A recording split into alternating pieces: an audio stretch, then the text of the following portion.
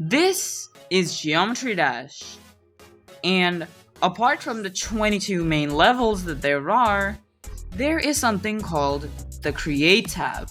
From clicking this, you'd be blindsided by the amount of stuff we get, like weeklies, saves, etc. And all these levels come from a very certain spot, the editor. It's one of the most greatest gifts of Geometry Dash, and you can make your own levels with it, which leaves us to the most outstanding creations we know today. However, the only problem is, after getting used to the editor so much, you kind of get confused with some things like triggers, options, etc. And all of these can be very confusing. However, today, I'm gonna be giving you guys tips. 15 pro tips that pro editors use and hence can help make your level easier. These don't actually make you pro, so don't go on thinking that you've finally become a creator. These are only there to help you with your future projects or levels. Anyway, without further ado, let's get started. Have you been stuck with this 2x6 grid for eternity? I mean, look at this. I have to go so long for getting my pixel block. However, now that's not a problem. Simply go to the settings tab. Don't mind me. Then just see these buttons for row and button rows. Simply put them to the max. Button rows should be 3 and buttons per row should be 12. This way, after saving and exiting, the editor is much larger. Now I can easily access my favorite pixel blocks in the entire game. These makes blocks so much more easier accessible. Look at this! The edit tab is literally just one page long. That is so convenient. And the blocks, which had off the screen limits, are now so much more easily accessible. The triggers literally come in 4 blocks. I think that's pretty nice to say the least. Now, let's take an example. Maybe you've made some very cool structure and all this stuff. Now, let's add some decoration. Oh, I'm kinda not a fan of these slopes. Man, I kinda wish I could just delete them. However, it selects the blocks as well. And maybe I could just remove these blocks? But that would take so long. Well now, don't fear. Cause now, if you go to the settings, we have link controls. So go to the settings and enable link controls here. Then, after selecting them, make your structure again. You'll see 3 options. You can link, and if you don't want, you can break them. Let's say you have a lot of linked objects, so hence you can click this and they would just not link anymore. So then the way to link is to swipe, click on link, and now your objects are basically counted as one object. You can move them, free rotate them, and they'll all just act as one object. This is extremely useful when you're adding something to them. Like for example, these lines. So now I can just select this one, move this out of the way, and just delete all of this. So simple, and this is very useful for structuring, so keep in mind. Now, let's imagine that I didn't add link controls to this. Now, tell me how would I physically separate these from something like these ugly designs that I'm making right now? Most probably, even if I link them, the entire thing would get selected and then linked, so we don't want that.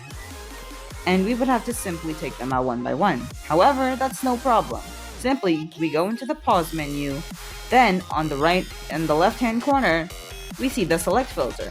We click on this, resume, and now, let's select the block that we want to separate. In that case, it would be this. We click on custom, this one right here, and now we simply swipe all of this, and hence remove the blocks from the ugly decoration. And all the ugly decoration is left behind.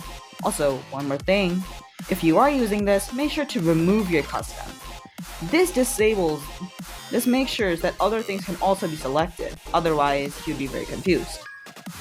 And this is extremely useful when you're making levels, especially when you want to separate objects from other objects. Now imagine a case where you have made some really cool structure or something like that. Now the only problem is you want to select something, but however, you've just put so many layers. And if you select all, it will be physically impossible to not mess with a layer. So what do you do? It's simple. click on the pause menu, go back to settings, then go to the next page and click this option called layer locking. You see here, this one. Click on resume, and now you can click on a layer to lock it. So now you would see that I locked layer 0, so now I can select everything except layer 0. And it's extremely crucial, especially when you're working with really long levels or really detailed levels. You can lock any layer and really they won't be selected, and hence you can delete, edit, or do anything with the other layers. This really helps with some extremely great masterpieces and could really help your levels shine. Also, make sure to remove these lock layers, and if you are having trouble, click on unlock layers. Imagine that you're trying to sync your level, however the only problem is you just don't know where you click. Like for example, you don't know how late you have to kick an orb, so you have to take visual clues. And then make your level out of that, just to only realize that your level isn't synced at all. So, what you can do is go back to settings and click on show clicks. Show click right here. Then, after resuming, you can see that these squares represent where you clicked. So hence, it will be very, very easy for you where you're supposed to click here. Now, let's say you have some object and you want to scale it. The maximum you can do is 2, and the least you can do is 0.5. What if that's not enough? Well, the only way to scale then is to use warp, which is such a pain to use, like holy. Well now, don't be scared, because now if you go back to the settings menu and then click on increase scale, now you have a much larger scale. So now, the largest scale is now 4.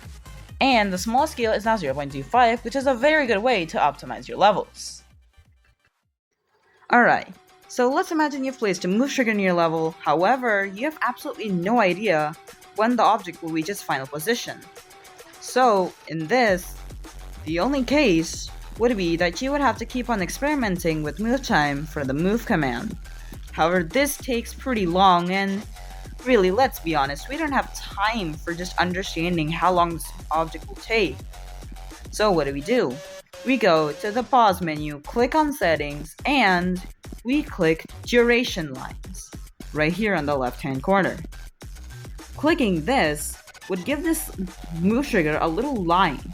This is actually our time limit, so basically this would be the one-time speed, and this would go on for 5.37 seconds. So for us it would be pretty unpredictable, however, we can understand this. We can also shrink and extend time to make the line longer or shorter. This helps creators a lot, especially when they're making levels.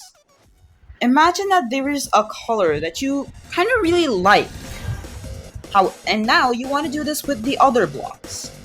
However, the only problem is you also messed around a lot with HSV, and is just clearly not working. So what do? Well, it's very simple. Click on this and click on copy values. Then go and click on this. Now you can paste state or paste color. Paste color.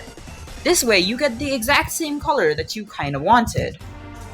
Let's imagine that you have some sort of block or some sort of command of triggers that kind of you really like. However, you want this to loop infinitely. Now, of course, doing this with the entire spawn shenanigans is too much work for you. So let's make it easier for you. Simply select all of this and click on create loop. Let's create loop. And voila! Look at that! You have now successfully created a loop of your objects. So now, this guy is gonna keep on going up and coming up. It's a very interesting way to make your levels feel more special. Another thing I also want to teach you in this same example is that when you're copying this, when you're simply just copying another block design, let's say you want to use it 2 or 3 times.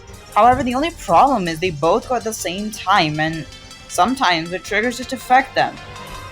So, what do you naturally do? You have to simply regroup everything, or you can just go into the pause menu and click on Build Helper. After clicking Build Helper, you'll see that the game automatically does all the work for you. So now they work as two different separate platforms, which both carry out the same functions, however, are just different. Because now they've been regrouped and also respawned as well. And there you have it. Those are 10 of some very cool tips that you can use for making your Geometry Dash level. Again, keep in mind these are supposed to help you. And of course if you're still unfamiliar with then just get used to it. Keep on using these and you'll definitely become better at that. And if you found this video helpful, then Checkpoint. please subscribe. The I would really Arcane appreciate it.